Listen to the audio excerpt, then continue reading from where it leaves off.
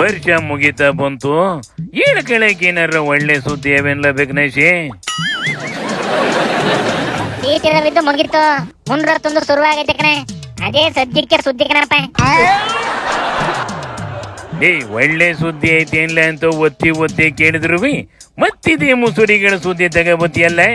ಏನಾಯ್ತಲ, ಮುನಿಗೆ ಮೊಟ್ಟೆ ಹೊಡೆದಿದ್ ಕೇಸು ಯಾರಂತಪ್ಪ ಹೊಡೆದಿದ್ದು?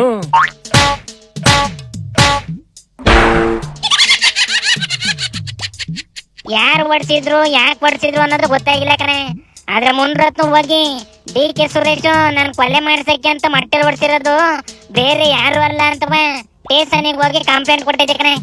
ಟಿ ರವಿ ಅವ್ರನ್ನ ಯಾವ ರೀತಿ ಕೊಲೆ ಮಾಡಕ್ಕೆ ಪ್ರಯತ್ನ ಮಾಡಿದ್ರು, ಅದೇ ರೀತಿ ನನ್ನನ್ನ ಗುಂಪು ಕೊಲೆ ಅಂತೇಳಿ ಮಾಡಬೇಕು ಅಂತ ಪ್ರಯತ್ನ ಮಾಡಿದ್ದಾರೆ. ಈ ಕೊಲೆಗೆ ಪ್ರಮುಖ ಕಾರಣಕರ್ತರು ಡಿ.ಕೆ. ಸುರೇಶ್, ಡಿ.ಕೆ. ಶಿವಕುಮಾರ್, ಕುಸುಮ, ಹನುಮಂತರಾಯಪ್ಪ, ಕೆಲವು ರೌಡಿಗಳು. ಅಯ್ಯಯ್ಯೋ, ಎಷ್ಟು ಚೆನ್ನಾಗಿತ್ತು ಅಂತ ಅಂದ್ರೆ ಆ ವಿಡಿಯೋ ಆಸಿಡ್ ಅಂತಿದ್ದಂಗೆನೇನೆ ಆಸಿಡ್ ದಾಳಿ ಆಗೋಗುತ್ತೆ. ಆಸಿಡ್ ಅಂತ ನನ್ನಕ್ಕಿನ್ನ 3 ನಿಮಿಷ 3 ಸೆಕೆಂಡ್ ಮುಂಚಿತವಾಗಿ ಮೊಟ್ಟೆನಲ್ಲಿ ದಾಳಿ ಆಗುತ್ತೆ. ನಾನು ಅನ್ಕೊಂಡೆ, ಬಹಳ ನೋಡ್ದೆ, ಆಗ ಅರ್ಥ ಆಯ್ತು ನನಗೆ.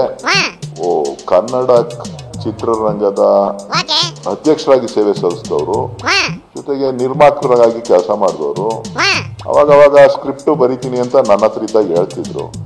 ಕನ್ನಡ ಚಿತ್ರರಂಗದಲ್ಲಿ ಇತ್ತೀಚೆಗೆ ಸಿನಿಮಾಗಳು ಕಡಿಮೆ ಆಗ್ಬಿಟ್ಟಿದೆ, ಒಳ್ಳೆ ಸಿನಿಮಾಗಳಿಲ್ಲ ಅಂತ ಹೇಳಿ ನಾನೇ ಯಾಕೆ ನಟನೆ ಮಾಡಬಾರ್ದು ಅಂತ ಹೇಳಿ ಒಳ್ಳೆ ಡ್ರಾಮನ ಸ್ಕ್ರಿಪ್ಟ್ ಮಾಡಿ ನಿಮ್ ಕೈ ಕೊಟ್ಟಿದ್ದಾರೆ.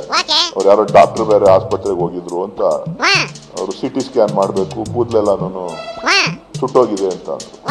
ನಿನ್ನೆ ಸಾಯಂಕಾಲ ಬರ್ಬೇಕಾದ್ರೆ ನೋಡಿದ್ರೆ ಇನ್ನೊಂದು ವಿಡಿಯೋ ಬಂತು.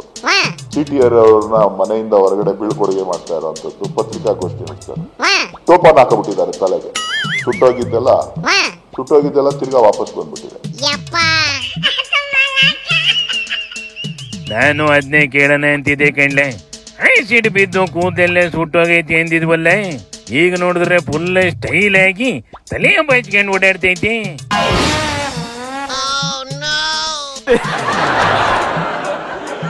ಹ್ಞೂ ಕಣ, ಅದ್ರ ಜೊತೆ ಸೀಟಿ ರವಿ ಬೇರೆ ಬ್ಯಾಂಡೇಜ್ ಬಿಚ್ಚಾಕೊಟ್ಟು ಬಂದು ಜಾಯಿನ್ ಆಗೈತೆ ಕಣ. ಇವೆರಡಕ್ಕೂ ರಮೇಶ್ ಜಾರಕಿಹೊಳಿ ಸಾಥ್ ಕೊಟ್ರಿ ಟೀಮು ಕರೆಕ್ಟ್ ಆಯ್ತದೆ ಕಣ್ಲೆ. ಅದುವೇ ಕರೋನಾ ಕಾಲದಲ್ಲಿ ಮೈಗೆ ನೀಲಿ ಪ್ಲಾಸ್ಟಿಕ್ ಕವರು, ಮಖಕ್ಕೆ ಮಾಸ್ಕ್ ಹಾಕೊಂಡು ಹೋಗಿ ಕರೋನಾ ಅಂತ ಅಡ್ಮಿಟ್ ಆಗಿತ್ತಲ್ಲ.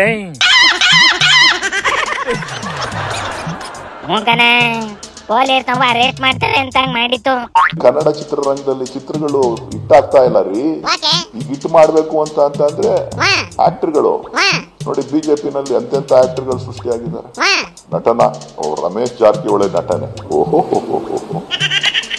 ಎಂತ ಸೂಪರ್ ನಟನೆ.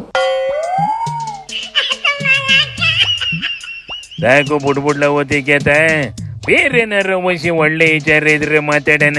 ವರ್ಷದ ಕೊನೆ ಒಳ್ಳೆ ವಿಚಾರ ಮಾತಾಡೋ ಕಾಲ ಅಲ್ಲ ಕಲ್ಲಣ್ಣ ಇದು.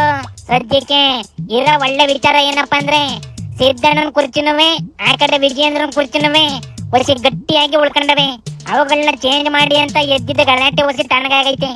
ಇದು ನಮಗೆ ಹೆಂಗ್ಲ ಒಳ್ಳೆ ಸುದ್ದಿ ಆಯ್ತದೆ. ಕಾಮನ್ ಮ್ಯಾನಿಗೆ ಏನ್ಲ ಇದರಿಂದ ಆಗ ಪ್ರಯೋಜನ?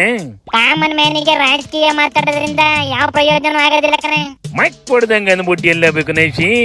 ನೀನೇ ಹಿಂಗಂದ ಮೇಲೆ ಇನ್ನು ಮುಂದಕ್ಕೆ ಮಾತಾಡಿ ಏನು ಪ್ರಯೋಜನ ಇಲ್ಲ.